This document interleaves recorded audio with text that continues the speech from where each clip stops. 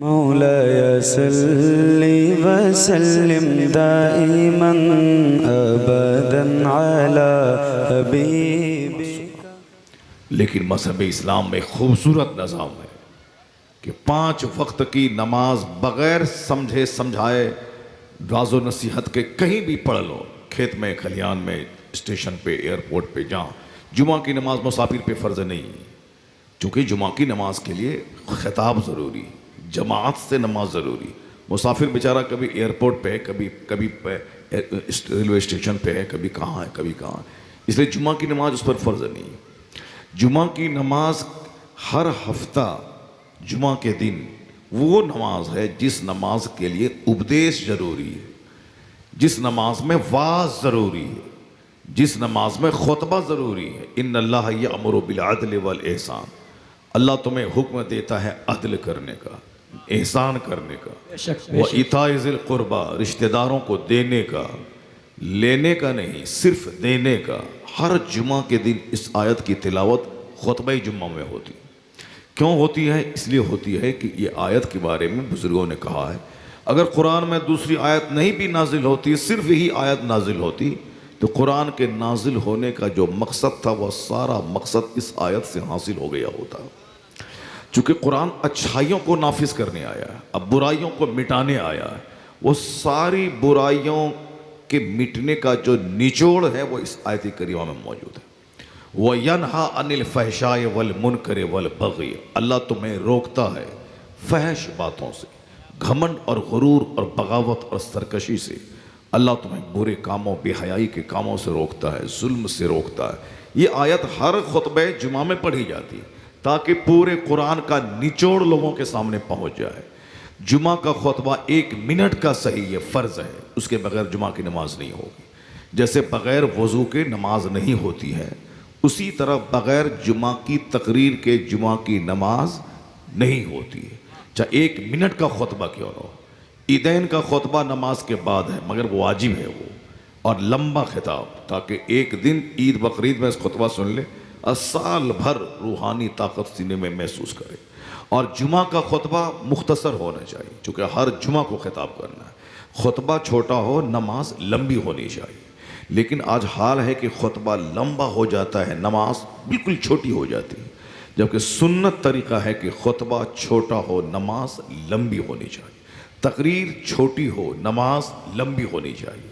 और जुमा का खुतबा लंबा होता है, नमाज छोटी होती है, इसलिए बहुत सा असर खुतबे का नहीं हो पा रहा। मैं जो कह रहा हूँ कि हर जुमा के दिन तकरीर फ़र्ज़ है, वह तकरीर व खुतबा जुमा, उसके बारे में कह रहा हूँ।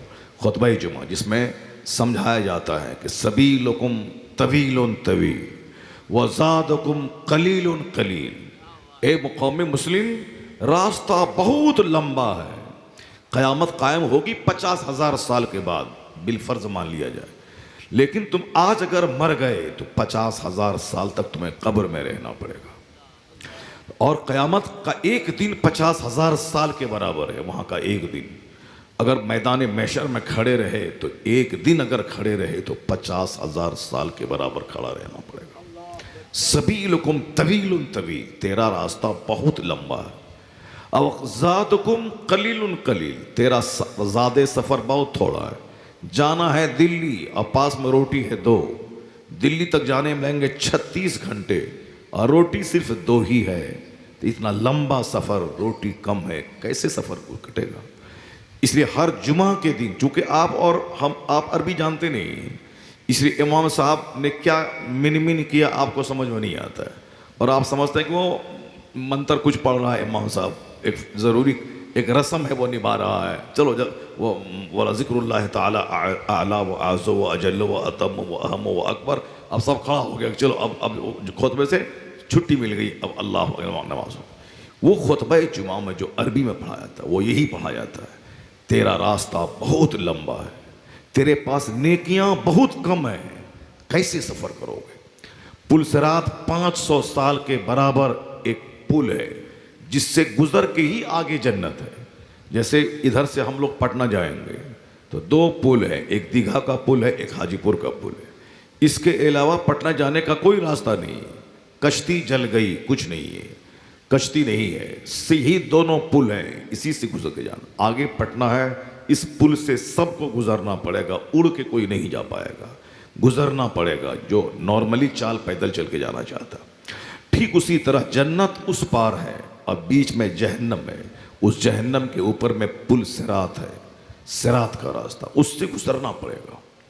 वो पुल है, उससे गुजरना पड़ेगा 500 साल के बराबर, 5 दिन नहीं 500 साल के बराबर उसका डिस्टेंस है, लंबाई। तलवार से ज्यादा तेज, बाल से ज्यादा बारीक, उसी से गुजर के जाना पड़ेगा। सबीलुकुम तवीलुन तवील वज़ादुकुम कलीलुन कलील। हर जुमा के दिन कहना ज़रूरी है ताकि लोग एक हफ्ते में जो बाल बच्चे बीवी दुकान में रहने की वजह से वो भूल गए पिछले जुमा के खुतबे का असर, जो नसीहत का पानी पड़ा धीरे धीरे सूख गया, तो अब अगले जुमा को फिर वाज का पानी पड़ा देना है ताकि जो हफ्ते दिन में दूसरे दुनियादारों के साथ बैठने से वो वाज का पानी धीरे धीरे जो सूखने लगा, दूसरे जुमा को फिर वाज का पानी चढ़ा दिया जाए ताकि सीना मरने से बच जाए, सीना जलने से बच जाए। चूंकि दरख्त जब मुरने लगता है तो उसको पानी चाहिए, अब पानी दरख्त को जिंदा रखता है, उसी तरह दिल जब मरने लगता है तो इसको वास का पानी चाहिए, नसीहत का पानी चाहिए। ये तकरीर एक पानी का काम करती है, जिस तरह एक मुर्दा दरख्त में पानी जिंदगी का काम करता है। इसलिए वास की हाजत है। इस्लाम में जुमा के दिन कंपलसरी है अल्लाह से डराना, कंपलसरी है रसूल पाक की इताअत का पैगाम देना, अतीउल्लाह व अतीउर रसूल। जुमा के दिन जरूरी है वाज समझाना। ईद बकरीद में लंबी गैदरिंग होती है, बड़ी गैदरिंग, बड़ा मजमा, उसमें वाजिब है समझाना। खुतबे निकाह में, निकाह के टाइम में चोरी से खुतबा नहीं होता, चोरी से निकाह नहीं होता है। निकाह और ज़िना में ही फ़र्क है। ज़िना चोरी करके होता है, रेप चोरी करके होता है, बलात्कार लोग चोरी करके छुप के करते हैं, मकई के खेत में, पिरिज के नीचे, घास की गही में, रात में 5 स्टार होटल में चोरी छुपे। बादशाह क्यों ना हो, वो भी लोगों से चोरी करके ज़िना करता है। तो निकाह मजमे आम में होता है, 10 आदमी के बीच में होता है। ज़िना तन्हाई में, यही फ़र्क है ज़िना और निकाह में।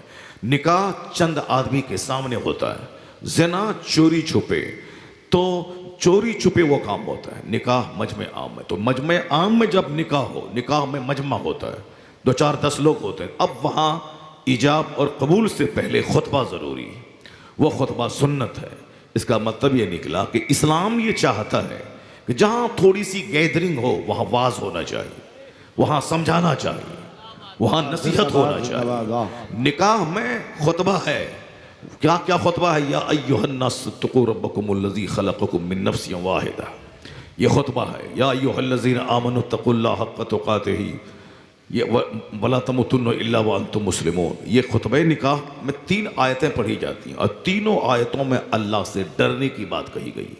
तो खुतबे निकाह बताता है कि जहाँ गैदरिंग हो वहाँ वाज होना चाहिए, जुमा की गैदरिंग वहाँ वाज होना चाहिए, ईदैन की गैदरिंग वहाँ वाज होना चाहिए, ये वाज ज़रूरी है। और जहाँ मैयत की गैदरिंग हो, जनाजे की नमाज की, जनाजे की नमाज में भी अगर जनाजे में थोड़ी सी ताख़ीर कब्र खोदने में, तो वहाँ भी वाज होना चाहिए। अगरचे फ़र्ज़ वाजिब नहीं है वहाँ पे, लेकिन लोगों को कफन दफन के मसाइल बताएं। अगर नहीं बताएंगे तो सब आदमी पॉलिटिक्स का चर्चा लेके बैठ जाएगा। जितना मुर्दे को दफनाने में ताख़ीर होगी, हर आदमी के मुंह में अलग अलग ज़बान, ये बाउंड्री वाल नहीं हुआ, ये दरख्त नहीं कटा, ये जंगल नहीं हटा, मायावती का ये हो गया, अखिलेश का ये हो गया, लालू का ये हो गया, नीतीश का ये हो गया, बिहार में हुकूमत बदलने वाली है, नीतीश पाला झाड़ने वाला है, वो दूसरे के पास जाने वाला है, भाजपा टूटने वाला है, ये 2024 में ये होने वाला है। अरे वहाँ गया है आदमी मुर्दे को दफनाने के लिए, कल आज इसको दफना रहा है, कल मुमकिन है कि तुमको दफनाया जाए। आज इसका ऐलान हुआ है, कल फजर के बाद तुम्हारा ऐलान हो जाए, कौन जानता है। हमारा एक आलिम जो आज से 4 दिन पहले तकरीर किया था, एक शायर जो कल मुझसे मुलाकात नेपाल में हुई, उसने कहा कि हज़रत मौलाना निज़ामुद्दीन साहब की तकरीर मेरे साथ में हुई 4 दिन पहले, मैं नात पढ़ा, उन्होंने तकरीर की है। बताएं कि तकरीर की है उन्होंने, कभी सोचा तक न था कि जो बंदा मेरे सामने आज खिताब कर रहा है और कल ख़तरनाक एक्सीडेंट में वो उनका जवान बेटा दोनों चला जाएगा, कभी नहीं सोचा होगा। एक हिंदुस्तान का एक ज़बरदस्त खतीब, जो पानी की तरह बातें करता था, ऐसा लगता था जैसे उर्दू ज़बान उसकी माँ के पेट से पढ़ के आया है। बहुत ज़बरदस्त खतीब थे। वही तकरीर करके आ रहे थे, रास्ते में एक्सीडेंट किए। जवान बेटा जो खुद मौलाना था वो भी इंतकाल कर गया और ख़ुद भी इंतकाल कर गए। एक घर से 2 लाश, शौहर की और बेटे की। उस बीवी का क्या हाल होता होगा जिनका शौहर भी गया, जिनका जवान बेटा भी गया। शौहर चला जाता, जवान बेटा रहता तो कम से कम बेटा को देख के माँ को तसल्ली हो जाती, लेकिन दोनों लाशें निकल गई। इस तरह की वारदात होते हैं समझने के लिए कि आज वो गया है, मुमकिन है कि कल मेरी बारी हो। तो कब्रिस्तान है खामोश रहने की जगह, कब्रिस्तान है अपनी मौत याद करने की जगह, कब्रिस्तान है आंसू बहाने की जगह कि ये मेरी ही तरह सोचता था कि ये घर के बाद वो घर बनाएंगे, इस गाड़ी के बाद वो गाड़ी खरीदेंगे, इस दुकान के बाद वो दुकान खरीदेंगे। इसी तरह का प्लान इसके दिमाग में चलता था, मगर मौत का एक तमाचा उसके सारे प्लान को मिट्टी में दफन कर दिया। अब वो चला गया। अब कहाँ गया? कि अब वहाँ सवाल होगा कि तुमने दुनिया की ज़िंदगी में क्या किया, तुमने जवानी कैसे गुजारी, तुमने रात कैसे गुजारा, तुमने दिन कैसे गुजारा, तुमने माल कहाँ से कमाया, तुमने माल कहाँ खर्च किया, तुमने ये बहुमूल्य जीवन का इस्तेमाल कैसे किया, कहाँ लगाया? मटर गश्ती करने में, घूमने में, चौक चौराहे पे दूसरों का मुंह देखने में, चाय की दुकान पे झूठ सुनने में, मस्जिद के बाहर गीबत की महफिल सजाने में, दूसरों की बहू बेटी की आबरू ताराज करने में, चौराहे पे बैठकर दूसरों की बहू बेटी को घूर घूर के देखने में, हराम कमाने में, हराम खाने में, गीबत करने में, झूठ बोलने में, कहाँ तुमने जिंदगी गुजारी? जब तक बंदा बताएगा नहीं, 1 इंच हट नहीं सकता। क़यामत के दिन ला तज़ूलो क़दमा अब्दिन हत्ता युसअल अन अर्बईन, हुजूर ने फरमाया है कि क़यामत के दिन 1 इंच बंदा अपनी जगह से हट नहीं पाएगा। ऐसा नहीं कि ये होगा कि नहीं होगा, कौन जानता है, नहीं, अभी रात है, ये सब जानते हैं। अगर कोई बोले कि रात नहीं है, उससे बड़ा पागल कौन है? रात के बाद दिन निकलेगा, ये सब लोग जानते हैं। कोई बोले कि नहीं दिन नहीं निकलेगा, रात ही सब दिन रहेगी, उससे बड़ा महापागल कोई नहीं। रात है, ये फैक्ट है। दिन निकलेगा, ये फैक्ट है। सूरज निकलेगा, ये हकीकत है। मैं बचपन में था, ये सच है। अभी जवान हूं, ये सच है। अगर जिंदगी लंबी रही तो बूढ़ा हो जाऊंगा, ये भी फैक्ट है। चाहे 1000 बाल में आप मेहंदी लगाएं, कुछ लगाएं, बुढ़ापे में बाल सफ़ेद होना है। अगर आपने काली मेहंदी लगाई, अगर खिजाब काला लगाया, तो फिर 2-4 दिन के बाद बाल अधकचरा हो जाएगा, यानी थोड़ा कहीं काला कहीं उजला, और बुरा देखने में लगेगा। इसीलिए काली मेहंदी, काला खिजाब लगा के अपने बुढ़ापे को छुपाओ मत। आला हजरत से सवाल किया गया कि हुजूर, बुढ़ापे को छुपाने के लिए काला खिजाब लगाना कैसा है? आला हजरत ने कहा था वो हराम है। कहा लोग छुपाते हैं कि सफ़ेद बाल काला हो जाए और जवानी बरकरार रहे, तो आला हजरत ने लिखा था कि बूढ़े बैल की सींग में तेल लगाने से वो बूढ़ा बैल जवान नहीं हो जाएगा। हैं? यहाँ कमर झुक गई, रगें टेढ़ी हो गई, और साहब ये दाढ़ी को काला करके, उसकी तो रगें टेढ़ी है, वो क्या जाएगा अपनी बीवी के पास? उसकी तो ताकत ही ख़त्म है। ये काला बाल करके क्या चाहता है वो? ताकत कहाँ से लाएगा? रगें सीधी कहाँ से करेगा? वो 18 साल की जवानी की कुव्वत कहाँ से लाएगा? जब कुव्वत वापस नहीं आ सकती है तो फिर बाल काला करने से क्या फ़ायदा होता है? बाल काला करने से क्या फ़ायदा है? बूढ़ा बैल सींग में तेल लगाने से जवान नहीं होता है। तो बाल सफ़ेद हो के रहेगा, ये फैक्ट है। मौत आके रहेगी, ये फैक्ट है। कौन है जो जिंदा रहा है?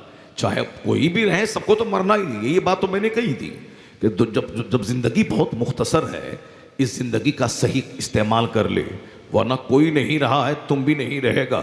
अगर मर गया जुल्म करते करते तो सारी दुनिया बोलेगी कि एक जालिम से दुनिया को नजात मिल गई, एक पापी से दुनिया को छुट्टी मिल गई, एक अत्याचारी से जमीन पाक हो गई। अगर इस मुख्तसर से ज़िंदगी का इस्तेमाल इंसाफ करने, अदल करने, जालिमों का डेना तोड़ने, मजलूम को हक दिलाने, दूसरों का बोझ उठाने, दूसरों का कल्याण करने, माँ बाप की सेवा करने, पड़ोसी की खिदमत करने, समाज वालों की खिदमत करने में गुजार दिया तो मरना तो है ही। अगर तू मर गया तो समाज बोलेगा एक इंसान दुनिया से चला गया, एक जन्नती दुनिया से चला गया, एक शुभ चिंतक समाज का दुनिया से चला गया। और अगर तुमने अत्याचार और जुल्म किया तो लोग कहेंगे एक पापी चला गया। लोग कहेंगे एक बलात्कारी चला गया, लोग कहेंगे अच्छा हुआ एक जालिम समाज से चला गया। जब मरना ही है तो ऐसी मौत मरो कि मरने के बाद लोग कहें कि एक जन्नती दुनिया से चला गया।